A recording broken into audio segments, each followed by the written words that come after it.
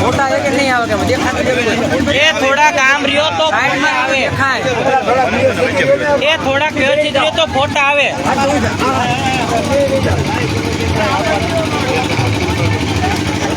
Hello बाजू બધા બાજુ हेलो ओके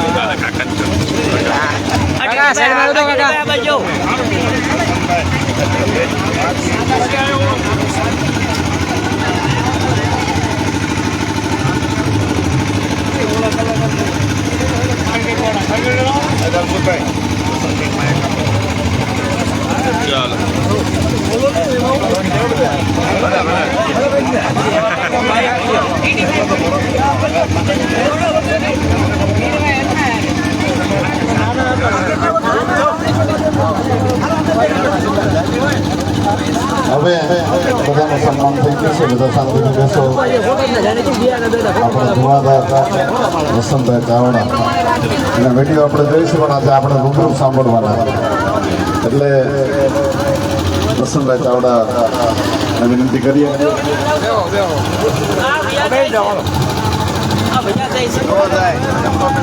હજી તો કોઈ નથી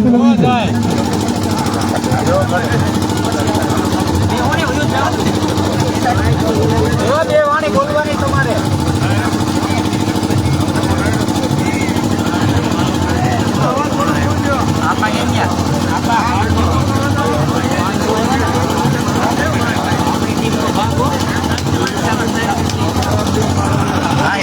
ઓલા અમારા મોટા ભાઈ નાથુભાઈ ચૌહાણ યાર અહીંયા આવ્યા છે.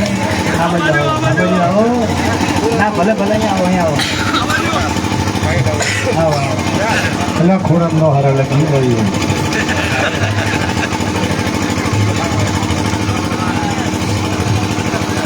એને એક તો પછી મોડું રાતે જ આવવા જોઈએ, દિવસે દેખે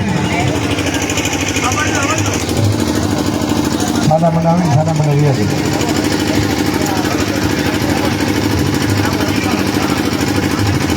તો હું ચાલુ કરું હવે.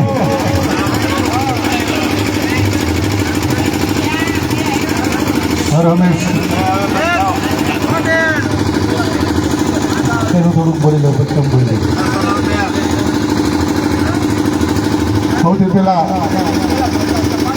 જેના અથાગ સંઘર્ષથી તમે હું બે હામામાં અત્યારે બેઠા છીએ, તમે મને સાંભળો છો એવા ડૉક્ટર બાબા સાહેબ આંબેડકરને આપણે યાદ કરવા પડે.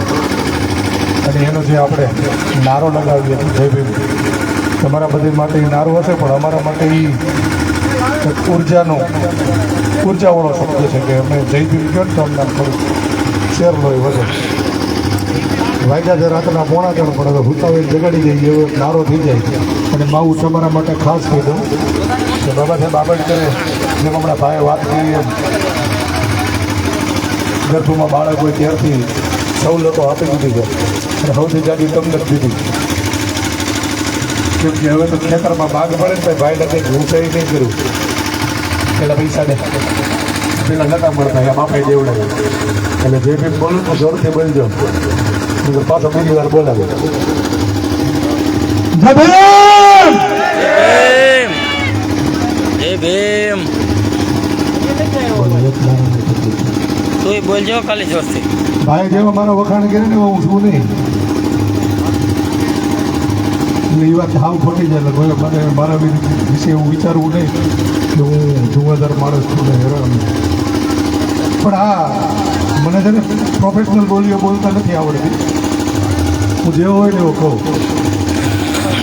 અને ખાસ કરીને જ્યારે અમારે ડોહ્યું બચી હોય ને ત્યારે મારે સાવ હાસો બોલો. એટલે આપણે અત્યારે જે ભેગા થયા છીએ, જેના સાનિધ્યમાં આપણા પાલણના, કે જેને હું તો મહામાનવ કહું છું કે એણે પણ આ સમાજને સુધારવા માટે અથાગ પ્રયત્નો કર્યા છે અને જો એને ન કર્યા હોત ને તો હવે 3.5 આપણે કાંઈ કામ એવા ઘણા થઈ ગયા કોઈ જાતું નથી. અને બીજું એ કહું હેરાન થવાના કારણો કે આપણે આપણા બાપને મૂકીને બીજાને પગ પકડવા ગયા છે એટલે એ બધે પગ મૂકીને જ્યાં બાપો છે ને ત્યાં રહ્યો તો સારું રહે. સમય સમય પર આ સમાજમાં એવા મહામાનવો અને સંતો થયા છે અને એણે એવા બલિદાનો આપ્યા છે. આપણે પશુઓ કરતાં પણ બદતર જીવન જીવતા હતા. હમણાં મોરીભાઈ અમારે કીધું મરેલા ઢોરના આપણે વાટા પાડતા. હવે અત્યારે કરીને તારે હોટલમાં બેઠા પીઝા ખાતા હોય પણ એના માટે કેટલી મહેનતો થઈ છે. પરિવારો ખોયા છે, દીકરાઓ ખોયા છે અને ત્યારે તમે હું બે આમ છે ને કેટીમાં રાખી. પણ તકલીફ ખાલી એક જ છે કે ગમે એવું આવીને ગમે એટલું બોલીને ગમે એટલું કરીને રહ્યો જાય ને પછી ભૂલી જાય. અત્યારે હું અહીંયા બોલું છું તમને બધાને મજા આવતા ના સાચું કહીશ.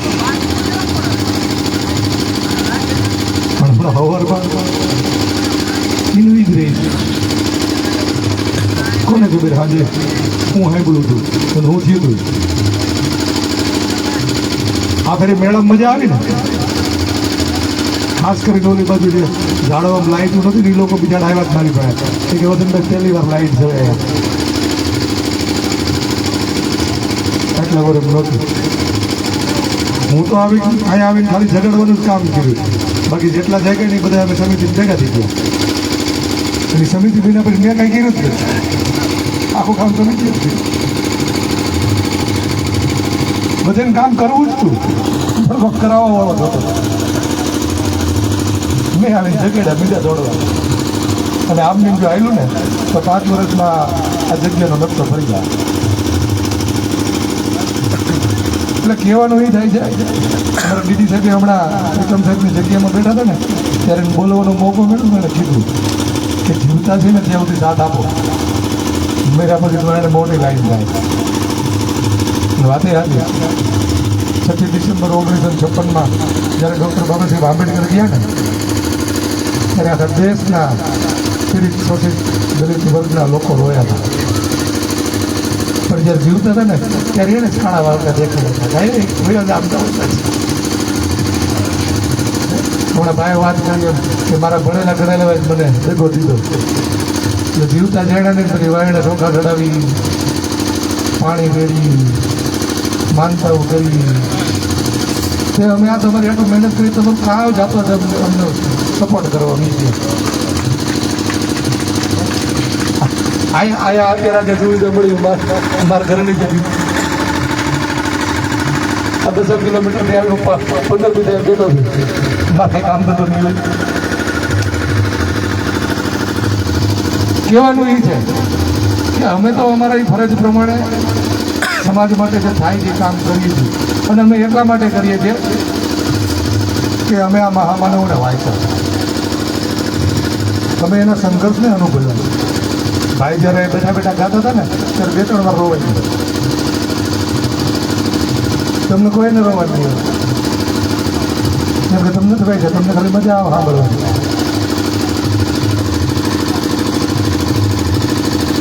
પણ જેને વાંચ્યા હોય જેને સમજ્યા હોય ને એને ખબર હોય કે એને જીવન કેવું વીતેવું છે. આપણો છોકરો આપણો બાળક હાઈલો જતો હોય ઠેસ લાગી હોય પડી જાય દોડીને ઊભો કરી લઈ. મારો દીકરો હું છું કેટલું પેલો એટલો ભણવામાં બીજી હતો તમારા બધા હાથું થઈને કે એના છોકરા મેળે છે ખાખડી લઈ અને દાટવાય નતો જઈ. અને એની પરિસ્થિતિ એવી હતી કે જ્યારે એના બાળકો મળ્યો ને ત્યારે એના ખિસ્સામાં એટલા રૂપિયા નહોતા એનીમાંથી ખાપણ નાખી. અત્યારે તો જન્મની ત્યાંથી મરી જાય ને ત્યાં સુધી ખાપણના રૂપિયા આપણને મળે એ એની મહેરબાની છે. તો કેવી રીતે આપણે ભૂલી ગયું?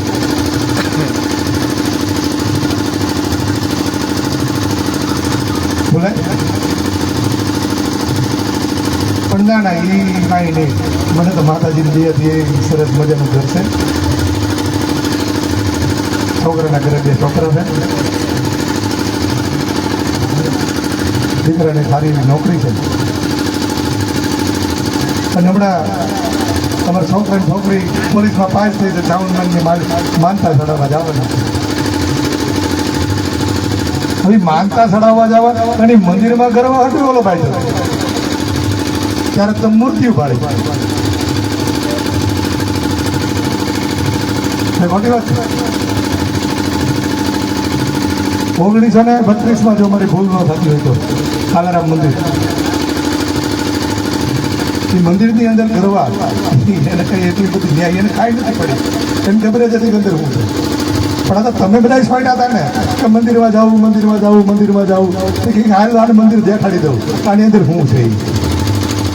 અને એને તમને મંદિરની અંદર લઈ ગયા દેખાડું, જો આ એક મૂર્તિ છે, એને આપણે બધા ભગવાન જઈ બોલાને પડતો મૂકી ત્યાં પગે પડી જાય. હજી ત્યાં જ સોઈતા ઉખડતા જ નહીં. એ મૂર્તિ બનાવી કોણે? તો કે આપણે.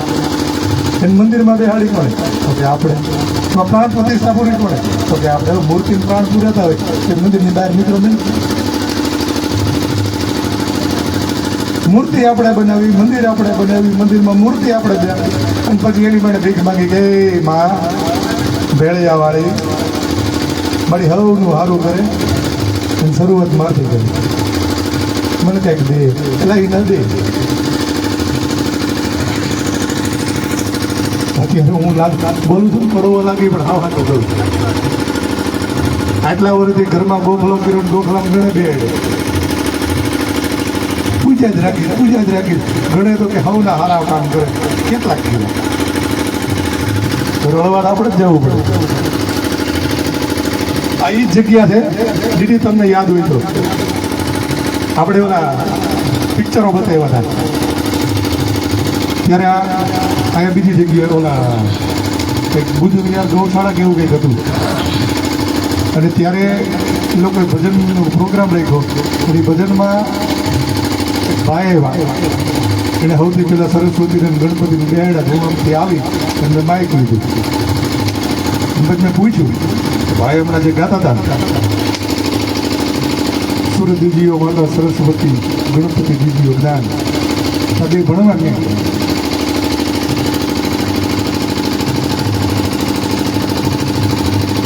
આપણે ત્યાં ભણવા ગયા તો આ બધું પણ જ્ઞાન આવ્યું નથી, એને ભણવું પડે તો જ્ઞાન હતું. સાવિત્રીબાઈ ફૂલેને કેટલા ઓળખે? કોઈને ખબર? કોઈ નથી ઓળખતું. સાવિત્રીબાઈ ફૂલે વ્યક્તિ છે કે બેનું તમને જે ભણાવવા માટે થઈ અને બહુ સહન કર્યું. ભારતની અંદર સૌથી પહેલી મહિલાઓ માટે સ્કૂલ જે કોઈ ખોલી હોય ને સાવિત્રીબાઈ ફૂલે હતા. પણ હું તો ભણીને હમણાં કીધું એમ સાવણમાં માનતા મૂકવા જાઉં, કેમ કે એની દયા ભણવા મળ્યું. ઓલો સંપલ માટે કોઠો બાપડી ગયો હતો ને એ કોઈની યાદ નથી. આખું સમાજ કલ્યાણ ખાતું દીધું. હમણાં ભાઈ વાત કરી સમાજ કલ્યાણ ખાતામાં જવાનું, ત્યાંથી સ્કોલરશીપ લેવાની, વિદેશ જઈને ભણવાનું, અને ઘરે આવી માનતા. જોકે એ મારો વિષય નથી, તમારો વિષય છે. મારે તો ખાલી તમને કહેવાનું છે. મેં હમણાં કીધું એમ કે મારું કામ જગાડવાનું છે. જાગી જાઓ તો ફાયદો તમને. કાશીરામ સાહેબે કીધું જ છે કે જે ભૂતા હોય ને એને તમે જગાડીએ, એની મત પાણી રેડો કે પાટો મારી ખાટલા નાખી દો ને એટલે ઊભો થઈ જાય, કેમ કે હૂતો હોય. પણ જે હુવાનો ઢોંગ કરતા હોય ને દુનિયા કરો ઊભો જ કરે. એટલે મારું કામ છે તમને જગાડવાનું. જો તમે ભૂતા હો તો જાગી જાઓ, પછી ઢોંગ કરતા તો જૈસે થે પણ જે કરો એ ગમે એને પૂજો, કરો, હાલીને જાઓ, જે કરવું એ કરો. પણ જ્યારે સમાજને જરૂર પડે ને ત્યારે એ બધા એક બાજુ રાખી અને સમાજને ભેગા રહેજો. જય દીદી ધન્ય દીદી વસંતભાઈ.